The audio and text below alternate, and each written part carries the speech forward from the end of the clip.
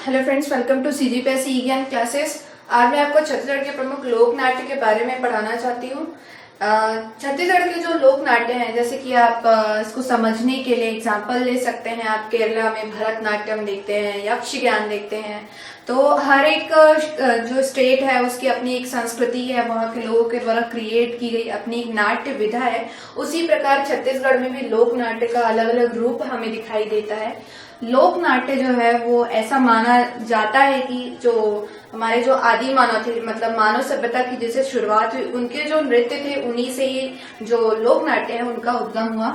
भरत मुनि ने अपने नाट्य शास्त्र में सर्वप्रथम लोक नाट्य की मतलब व्याख्या की और उन्होंने बताया कि जब संगीत और किसी कथा या मतलब किसी स्टोरी को और साथ ही साथ नृत्य को, मतलब संगीत रहेगा, एक कथा रहेगी और एक नृत्य रहेगा, तो ये सभी जो मिल करके एक जो मंचन करते हैं, मतलब जो एक विधा को क्रिएट करते हैं, उसी को कहा जाता है लोक नाट्य। छत्तीसगढ़ में लोक नाट्य का भी स्वरूप जो है वो अलग अलग दिखाई देता है। जैसे कि मैंने यहाँ पे लिखा हुआ है कि नाचा है, कि रहस है, पंडवानी है, दही कांदो है, खम स्वांग है, भतरा नाट है, माओ पाटा है और गम्मत है। इस तरीके के टोटल 8 जो प्रमुख जो लोक नाट्य है उसको हम डिस्कस करेंगे। लोक नाट्य की विशेषताओं को भी विशेष रूप से पूछा जाता है कि लोक नाट्य की विशेषताएं होती क्या है। इसकी भाषा सरल होती है, व्यंग्य और प्रहसन प्रधान होती है। इसमें कथाएं जो रहती है वो आपकी जो जीवन से जुड़ी हुई रहती है, जैसे समाज की कभी कभी कुरीतियों को, कभी कभी अच्छाइयों को, किसी देश भक्त की किसी कथा को दिखाया जाता है। मतलब जो हम जो जीवन में जो भी फील कर रहे हैं, जो भी घटित हो रहा है, उसको ही लोक नाट्य में ज्यादातर दिखाया जाता है। और ये ज्यादातर मनोरंजन के लिए ही मतलब किया जाता है, किसी भी उत्सव पर किया जाता है। इसका कोई निश्चित तिथि नहीं रहता, कुछ का निश्चित तिथि भी रहता है कि कुछ विशेष अवसरों पर ही किया जाता है। तो लोक नाट्य जो है वो किसी क्षेत्र की विधि को बताता है, किस उसकी परंपरा को बताता है, और इसकी जो भाषा रहती है काफी सरल रहती है। ठीक है, लोक नाट्य के लिए 3-4 चीजें बहुत आवश्यक होती है। पहला है कथा, दूसरा है संगीत, तीसरा है नृत्य और उसके साथ वादन करना उसका, कि वो किस शैली से किया जाता है। हर क्षेत्र का अपना अपना एक शैली होता है। जैसे कि आप अगर गुजरात जाते हो तो वहां पर जैसे गरबा है तो उसकी एक अलग शैली होती है ना। वैसे ही छत्तीसगढ़ में भी लोक नाट्य की अलग अलग शैली है, अलग अलग विधा है सबकी। तो इस तरीके से हमने छत्तीसगढ़ की जो भी लोक नाट्य है उसकी विशेषताओं को भी देख लिया। अब हम एक एक करके जितनी भी लोक नाट्य है, प्रमुख रूप से जो एग्जाम के पॉइंट ऑफ व्यू से बहुत इम्पोर्टेंट है और अभी तक इन्हीं लोक नाट्य को अभी तक चलन जो है वो वर्तमान तक बना हुआ है, तो उसको हम एक एक करके देखते हैं। तो सबसे पहले स्टार्ट करते हैं हम नाचा से। सबसे पहले हम देख रहे थे नाचा। ठीक है, नाचा जो है वो छत्तीसगढ़ की एक प्रमुख नाट्य विधा है। सबसे पहले आपके मुंह से यही निकलना चाहिए कि छत्तीसगढ़ का एक प्रमुख लोक नाट्य जो विधा है वो नाचा है। नाचा की शुरुआत यहाँ पर शासन करने वाले मराठा सैनिकों के मनोरंजन के लिए जो गम्मत किया जाता था उससे हुआ है।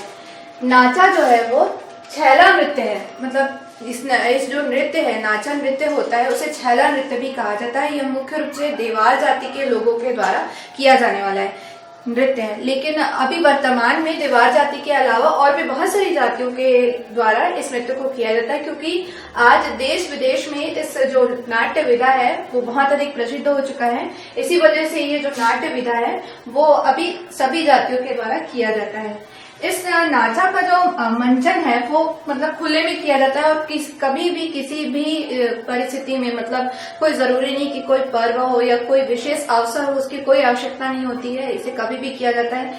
नाचा का मंचन खुले मंच पर किया जाता है। ठीक है, इसकी शुरुआत सर्वप्रथम उससे होती है परी गान से, या मतलब एक आरती होती है, उसके बाद ही इसका शुरुआत होता है। और इसमें जोकर की जो भूमिका रहती है बहुत महत्वपूर्ण होती है। वो एक विदूषक का काम करता है और लोगों को हंसाने का काम करता है। अच्छा, इसका मेन मतलब इस जो नाट्य विधा रहता है उसका सब्जेक्ट क्या होता है, इसमें जितने भी समाज में कुरीतियां होती है, आडंबर्स होते हैं, है ना, या फिर कुछ भी विषमताएं जो रहती है, मतलब समाज की जो भी बुराई रहती है उस पर उस नाट्य विधा को दिखा करके उस पर प्रहार किया जाता है और ये सूचना दी जाती है कि यह गलत है। ठीक है। इसका जो मंचन है वो रात भर भी होता है, उसका कोई जो टाइम है वो फिक्स नहीं होता है। और इस नृत्य में मुख्य रूप से प्रहसन और व्यंग्य, मतलब प्रहसन मतलब लोगों को हंसाना, और व्यंग करना मतलब कटाक्ष करना कि ऐसा क्यों हो रहा है आखिर ऐसा करके, एक जो भाव रहता है उसके साथ। इसमें बहुत सारे इंस्ट्रूमेंट भी यूज होते हैं, जैसे कि हारमोनियम, तबला है, झांझ है, ये सभी इंस्ट्रूमेंट जो रहता है इसमें यूज होता है। ठीक है। और ये जो नाचा है इसमें सिर्फ और सिर्फ जो पुरुष पात्र रहता है वो इसमें किरदार निभाते हैं, पुरुष ही महिला का भी रोल करते हैं। तो जो महिला का रोल करते हैं उनको बोला जाता है नाच्या, नाचिया, ये। ठीक है। यही जो नाचिया है जो पुरुषों के द्वारा रोल किया जाता है, इसी नाचिया से इसका नाम पड़ा है नाचा। ठीक है। तो अभी हमें समझ में आ गया कि इसका नाम जो है वो नाचा पड़ा, लेकिन यह मराठा सैनिकों के लिए मनोरंजन के लिए गम्मत किया जाता था, है ना, उससे इसका उद्भव हुआ है। छत्तीसगढ़ में नाचा के प्रमुख जो ख्याति प्राप्त कलाकार है उनको भी हमें पढ़ना जरूरी है, क्योंकि एग्जाम में यही पूछा जाता है मुख्य रूप से। जो नाचा के बारे में मैंने इतना डिस्क्रिप्शन दिया वो तो मेंस के पॉइंट ऑफ व्यू से ज्यादा इंपॉर्टेंट था, लेकिन ये जो नाचा के जो ख्याति प्राप्त कलाकार हैं उनको ज्यादा एग्जाम में पूछा जाता है। तो चलिए उसको देखते हैं। सर्वप्रथम जो दाऊ दुलार सिंह मनरा जी थे, जिन्हें नाचा का भीष्म पितामह कहा जाता था, उन्होंने नाचा को बहुत प्रसिद्धि दिलाई और अपनी एक पार्टी गठित की जिसका नाम था रवेली नाचा पार्टी। ठीक है। ये पार्टी गठित की है और नाचा का मंचन करते थे गांव गांव जाकर के। जब उन्हें आमंत्रित किया जाता था तो नाचा करते थे ये। तो इनकी पार्टी का नाम था रवेली नाचा पार्टी, जो बहुत फेमस हुई थी। ठीक है। इन्हें नाचा का भीष्म पितामह कहा जाता है। दूसरे नंबर पे आते हैं रामचंद्र देशमुख। रामचंद्र देशमुख जो थे उन्होंने भी नाचा को बहुत प्रसिद्धि दिलाई, इसी वजह से इन्होंने देहाती कला मंच की शुरुआत की।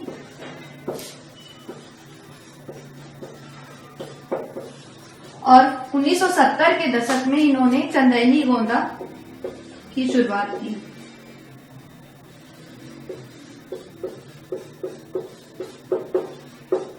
ठीक है। ये इनकी पार्टी और उनका जो मंचन करने का जो तरीका था, ऐसा माना जाता है कि बहुत अच्छा ये जो रामचंद्र देशमुख जी थे वो बहुत अच्छा इनका मंचन करते थे। उसके बाद देखते हैं हम महासी चंद्राकर।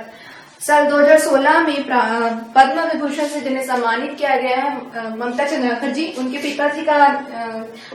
पिताजी हैं महासी चंद्राकर। इन्हें लोक कला के पुजारी के नाम से जाना जाता था। ये लोक कला के पुजारी के नाम से ये जाने जाते हैं और ये जो दुर्ग जिले के जो आमटी नामक गांव है वहां के निवासी हैं और इन्होंने सोनहा बिहान की स्थापना की थी। सोनहा बिहान नाचा पार्टी और नाचा का इनके द्वारा मंचन किया जाता था। और उसके बाद देखते हैं हबीब तनवीर। हबीब तनवीर जी जो थे वो छत्तीसगढ़ में प्रथम पद्म विभूषण प्राप्त व्यक्ति हैं और इन्होंने भी नाचा को बहुत प्रसिद्धि दिलाई। इन्होंने सर्वप्रथम दिल्ली में हिंदुस्तान थिएटर की स्थापना की थी 1954 में और नया थिएटर की स्थापना रायपुर में की थी 1959 में, मतलब 1959 में की थी। और इन्होंने बहुत सारे नाटकों का नाचा का जो है मंचन किया था, जैसे कि इन्होंने किया था आगरा बाजार, चरणदास चोर और मृच्छकटिकम का इन्होंने बहुत अच्छा मंचन किया था। ठीक है। उसके बाद देखते हैं हम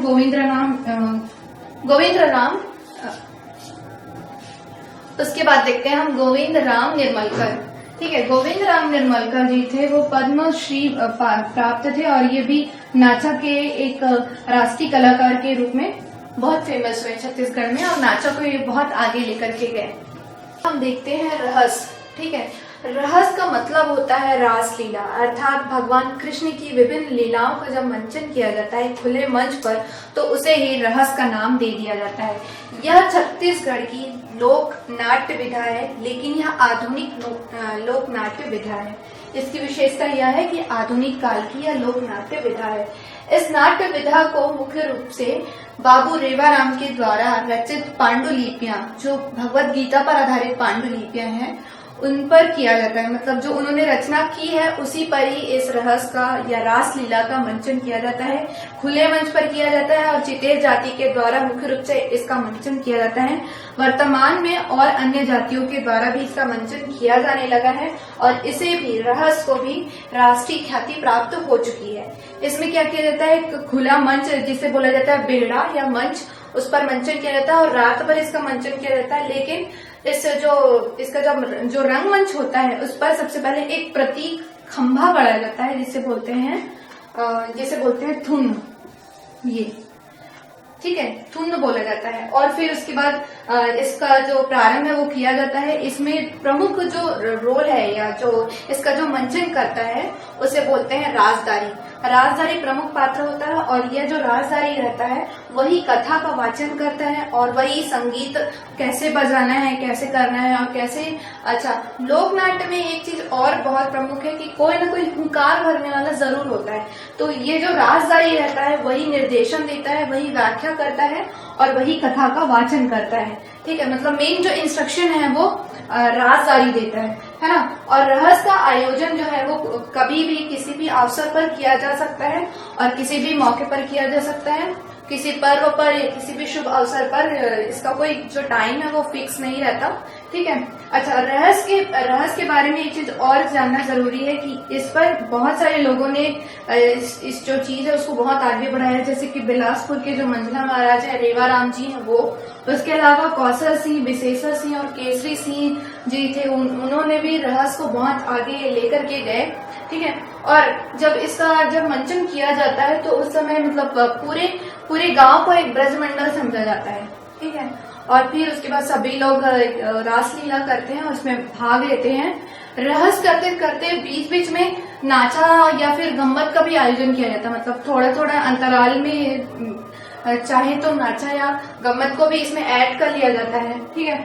और जब इसका आयोजन जब प्रपोज होता है तो उसके पहले जब मंच को पूरी तरह सजाया जाता है तो एक पूरा माहौल क्रिएट करने के लिए बड़े बड़े मतलब कृष्ण भगवान की मूर्ति, फिर कंस की मूर्ति, अर्जुन की मूर्ति या फिर भीम की मूर्ति है, सभी मूर्तियां बड़े बड़े उसमें मतलब मूर्तियों को लगाया जाता है ताकि एक पूरा अनुभव हो कि अच्छा पूरा एक ब्रजमंडल क्रिएट किया जाता है और लोगों को पूरा रासलीला मतलब महसूस हो। इसी वजह से इसका मंचन जो है वो बहुत भव्य तरीके से किया जाता है। अगला हम देखते हैं भतरा नाट्य। ठीक है। भतरा नाट्य का नाम जो है वो भतरा जनजाति के द्वारा मंचन किए जाने के कारण पड़ा और साथ ही साथ इसे उड़िया नाट्य भी बोला जाता है क्योंकि यह उड़ीसा से आया हुआ नाट्य है छत्तीसगढ़ में, इसी वजह से इसको उड़िया नाट्य भी कहा जाता है। इस नाट्य का मंचन जो है विशेष पर्वों पर, जैसे कि आपका यात्रा पर्व आता है, कोई उत्सव आता है या फिर मड़ई या मेले का आयोजन किया जाता है, उस समय विशेष रूप से इसका जो मंचन है वो किया जाता है। ठीक है। इस जो नाट्य का जो मंचन है मुख्य रूप से बस्तर संभाग का जो बस्तर जिला है और इसके आसपास के जैसे दंतेवाड़ा जिला है, मतलब पूरे बस्तर संभाग को मान लेते हैं पूरा, वहां पर विशेष रूप से इसका मंचन किया जाता है। और भतरा जनजाति है वो इसी बिलासपुर बस्तर संभाग में निवास करती है, इसी वजह से यहीं पर इसका मंचन जो है सर्वाधिक किया जाता है। इसमें भी विदूषक की जो भूमिका रहती है बहुत महत्वपूर्ण रहती है, वही लोगों को एंटरटेन करता है, उन्हें हंसाने का काम करता है, बार बार उसका मतलब रोल जो है उसमें दिखाया जाता है। और इसका जो शुरुआत रहता है वो गणेश जी की पूजा और सरस्वती माता की आराधना के पश्चात ही होता है। इसका जो प्रमुख जो प्रसंग है वह आपकी जो धार्मिक और सामाजिक कुरीतियां हैं उस पर आधारित होती है या फिर रामायण और भागवत गीता की कोई कथा होती है उस पर आधारित होती है। जैसे कि आपका जो हिरण्यकश्यप है उनका जो वध हुआ था वो, या तो फिर अभिमन्यु का वध हुआ था, जरासंध का वध हुआ था। इस तरीके से बहुत सारे मतलब किसी न किसी स्टोरी को उसमें दिखाया जाता है, उसका मंचन किया जाता है। बस्तर में जब इंदिरा गांधी जी की मृत्यु हुई थी तो उनका भी एक जो मंचन है वो दिखाया गया था कि किस तरीके से उनकी मृत्यु हुई थी। इस नाट्य को या भतरा नाट्य को छत्तीसगढ़ का आदिवासी थिएटर कहा जाता है क्योंकि इसका मंचन अवश्य होता है और हमेशा जो है वो बस्तर संभाग में इसका मंचन होता ही है। तो इसमें मतलब बहुत बहुत महत्वपूर्ण है क्योंकि यह विशेष रूप से आदिवासियों के द्वारा किया जाने वाला लोक नाट्य है। अगला हम देखते हैं माओ पाटा। माओ पाटा जो है वो बस्तर संभाग में मुड़िया जनजाति के द्वारा किए जाने वाला एकमात्र लोक नाट्य है माओ पाटा जो है वो एक शिकार नृत्य है। इसमें बाइसन हॉर्न जो जानवर रहता है वो, या फिर उसी को बोला जाता है गौर, उसके शिकार को बहुत रोमांचक तरीके से दिखाया जाता है। उसका एक मतलब एक आक्रामक रूप दिखाया जाता है। एक जो व्यक्ति रहता है वो उस तरफ से अगले तरफ से वो बन जाता है गौर, और एक तरफ से उसके शिकार को जो किस तरीके से उन दोनों के बीच में आक्रामक अभिनय होता है उसको दिखाया जाता है कि कैसे उसका शिकार किया जाता है। उस चीज का जो विशेष रूप से मंचन किया जाता है उसी को बोलते हैं माओ पाटा। यह एक शिकार लोक नाट्य है, एकमात्र शिकार लोक नाट्य है, और इसमें पुरुष पात्र और महिलाएं दोनों इसमें विशेष रूप से भूमिका निभाती है। इसके मंचन में शिकार के आक्रामक रूप को दिखाया जाता है और सिरहा देवता को दिखाया जाता है। यह मुड़िया जनजातियों का एक जो देवता है उनका नाम है सिरहा देव, और यह जो लोक नाट्य है वो उन्हीं को समर्पित है। जब शिकार कर लिया जाता है, मतलब जब बाइसन को मार दिया जाता है, उसके पश्चात उसको लाते हुए दिखाया जाता है। जो भी व्यक्ति उसको मारने के लिए जा रहते हैं वो लोग शिकार को गांव में लेकर के आते हैं। फिर सभी देवी देवताओं से वो लोग आशीर्वाद मांगते हैं और उनका आभार प्रकट करते हैं, और सिरहा देवता को मदिरा चढ़ाते हैं, और स्वयं उस मदिरा को वो लोग प्रसाद के रूप में ग्रहण करते हैं। ठीक है। और इसमें मतलब महिलाओं की भी भूमिका बहुत महत्वपूर्ण है, क्योंकि वही लोग जो है उन्हें जाओ गौर को मार करके लेकर के आओ, ऐसा मतलब वही लोग कहते हैं। और उनका स्वागत भी जब वो लोग मार करके आते हैं तो स्वागत भी महिलाएं करती है, इशारा भी करती है। ठीक है। बीच बीच में इनका बहुत महत्वपूर्ण रोल होता है इसमें। ठीक है। तो हमें ये समझ में आता है कि सिरहा देवता को समर्पित है और एक शिकार लोक नाट्य है। अगला हम देखते हैं खम्ब स्वांग। ठीक है। खम्ब स्वांग का नाम जो है वो खम्बे के कारण पड़ा है। खम्बे के आसपास मतलब उसके चारों ओर नृत्य किया जाता है, इसी वजह से इसका नाम पड़ा खम्ब स्वांग। यहाँ पर खम्बा एक प्रतीक है। खम्बे का प्रतीक मेघनाथ है। यह जो लोक नाट्य है वो कोरकू जनजातियों के द्वारा किया जाता है, जो जशपुर में निवास करती है। और ऐसा किंवदंती है कि मेघनाथ ने एक बार कोरकू की रक्षा की थी, और उन्हीं की स्मृति में यह लोक नाट्य हर वर्ष किया जाता है। इस लोक नाट्य का प्रारंभ जो है वो फार नवरात्रि से लेकर के प्रबोधनी एकादशी के दिन तक किया जाता है, और बहुत अच्छे से इसका आयोजन किया जाता है। और एक खम्बे को रख करके इसका मंचन किया जाता है, जो खम्बा जो है वो मेघनाथ जी का प्रतीक है। इसके अलावा यह जो खम्ब स्वांग है उसमें मुख्य देवता के रूप में खंडेरा देव को समर्पित भी किया जाता है। मतलब जब इस लोक नाट्य को किया जाता है तो खंडेरा देव जो रहते हैं, जो कोरकुओं के प्रमुख देवता है ना, उनको याद करके किया जाता है, उनको समर्पित किया जाता है इस लोक नृत्य को। और इसमें बार बार ये क्वेश्चन पूछा जाता है कि यहाँ पर खम्बे या खम्ब स्वांग में जो प्रतीक के रूप में खम्भा लगाया जाता है वो किसका प्रतीक है। ऐसा बार बार क्वेश्चन पूछा जाता है, तो आपको उसको ध्यान रखना है। ठीक है। अगला हम देखते हैं दही कांदो।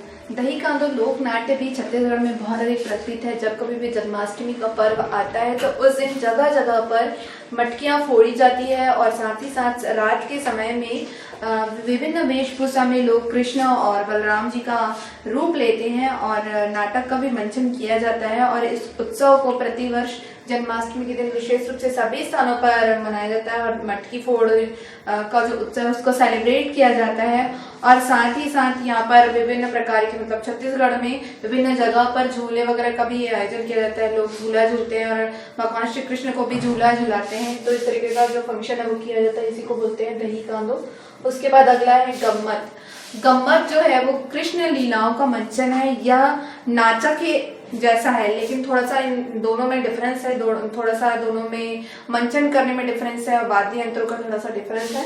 अगला देखते हैं हम पंडवानी। पंडवानी बहुत महत्वपूर्ण लोक नाट्य है। यह छत्तीसगढ़ को एक अलग पहचान दिलाती है।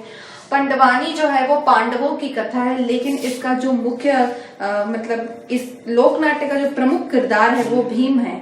ठीक है। अर्जुन नहीं है, भीम है। ये प्रश्न में कई बार पूछा गया है। सबल सिंह चौहान के द्वारा रचित जो महाभारत है, मतलब महाभारत की कथा को सबल सिंह चौहान के द्वारा दोहा चौपाई में पदबद्ध किया गया है, और उसी का जो गायन किया जाता है उसे कहते हैं पंडवानी।